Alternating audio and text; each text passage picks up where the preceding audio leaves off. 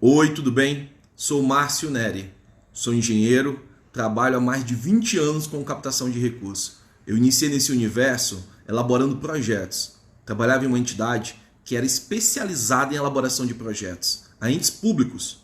Só que a captação de recursos não é apenas para entes públicos, entes privados também captam recursos, como por exemplo as ONGs, OSC, OCIP, chame como quiser.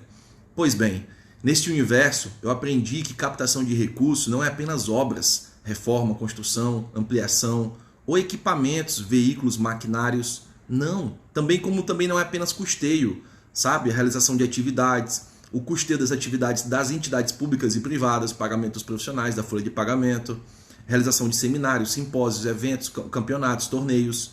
Captação de recursos está muito além disso, como por exemplo o fundo a fundo, o repasse ao fundo a fundo, a transferência aos fundos municipais e estaduais.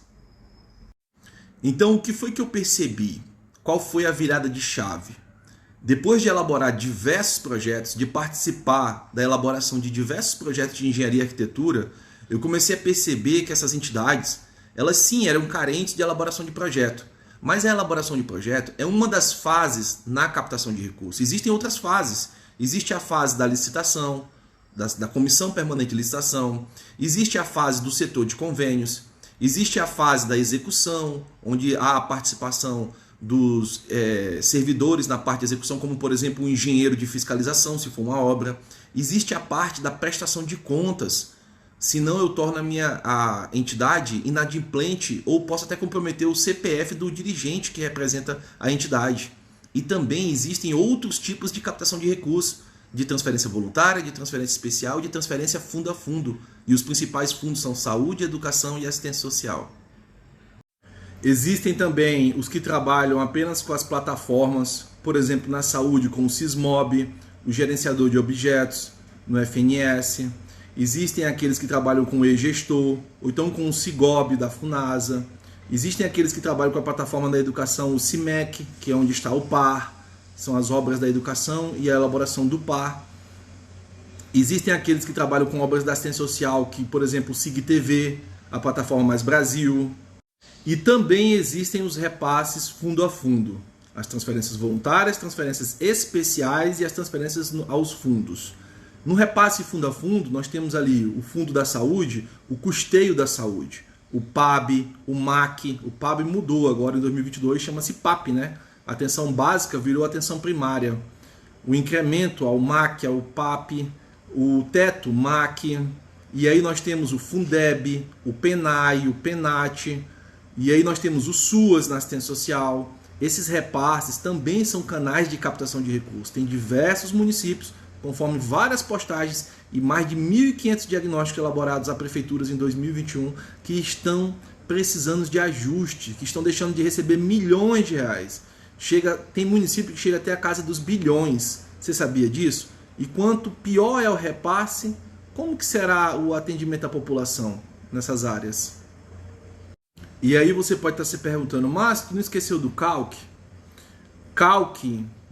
Muitas pessoas ligam o CALC à captação de recursos. Quem foi que disse que eu tenho que estar adimplente para toda a captação que eu for fazer? Claro que não. Principalmente nesses últimos anos, né? Esse ano de 2022, por exemplo, a LDO está escrito lá que municípios até 50 mil habitantes não precisam estar adimplente.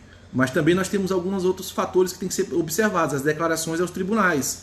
E aí tem uma delas lá que diz que eu estou cumprindo com a LRF. Ou seja, existe um item ali na LRF que quase a maioria dos municípios não estão cumprindo, que é o quê? A despesa com pessoal, está abaixo dos 54%. Esse é interessante se verificar, mas também depende da captação que eu vou fazer.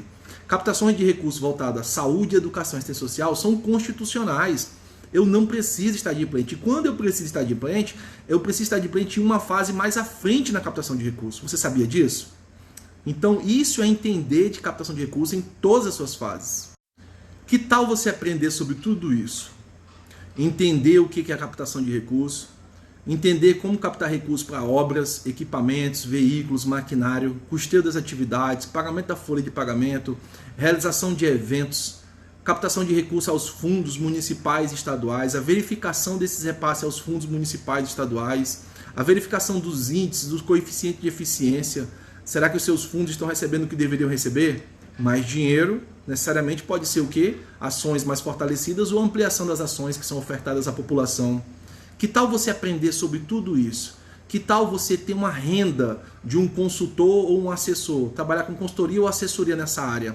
A nova lei de licitações, a 14133, ela desburocratizou a contratação de assessoria e consultoria. Você sabia disso? Que tal você, se é um servidor público, ter um crescimento, assumir uma função gratificada ou uma diretoria? Ou quem sabe uma secretaria? E se você está me assistindo, trabalha em uma entidade privada sem fins lucrativos, uma ONG, pode estar se perguntando: Márcio, mas no começo do vídeo tu falou que era captação de recursos voltada a entes públicos e privados. Sim, a ONG. Que tal se você trabalha em uma ONG, né, ou uma OSC, ou uma OCIP, chame como quiser, se você aprender como identificar possíveis estratégias na captação de recursos? Se você aprender como orientar um político que queira apoiar a sua entidade, e várias são apoiadas, com emendas e extra-emendas, que a sua entidade pode captar recursos para obras, equipamentos, maquinários e até o custeio das atividades, inclusive o pagamento da folha da sua entidade privada sem fins lucrativos. Já pensou sobre isso? E todos os anos tem recurso voltado a entidades privadas sem fins lucrativos. Então, seja você um representante ou alguém que queira trabalhar com entidade pública ou privada, sou Márcio Neri e eu te ajudo a trabalhar com captação de recursos em todas as suas fases. Você está disposto a aprender? E eu estou disposto a te ensinar.